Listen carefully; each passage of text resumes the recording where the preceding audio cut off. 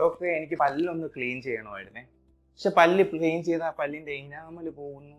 എൻ്റെ മാമന്റെ മോൻ പറഞ്ഞായിരുന്നു. ബ്രോ ഇരിക്കെ പറഞ്ഞുതരാം.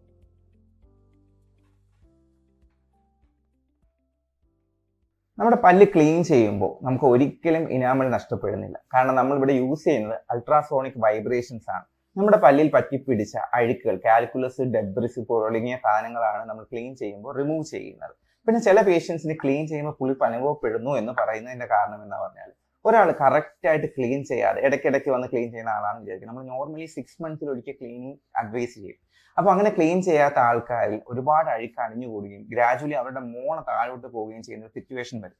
അങ്ങനെയുള്ള സിറ്റുവേഷൻസിലാണ് നമ്മൾ ക്ലീൻ ചെയ്യുന്ന സമയത്ത് പല്ലിന് പുളിപ്പ് അനുഭവപ്പെടുന്നത്. അല്ലെങ്കിൽ പല്ലിൽ പോടോ അങ്ങനത്തെ എന്തെങ്കിലും കാരണം ഉണ്ടെങ്കിൽ മാത്രമാണ് പല്ലിൽ സഹിക്കാൻ പറ്റാത്ത രീതിക്ക് പുളിപ്പ് അനുഭവപ്പെടുന്നത്. അല്ലാതെ ക്ലീനിങ് കാരണം ആർക്കും പല്ലിൽ പുളിപ്പ് വരാറില്ല.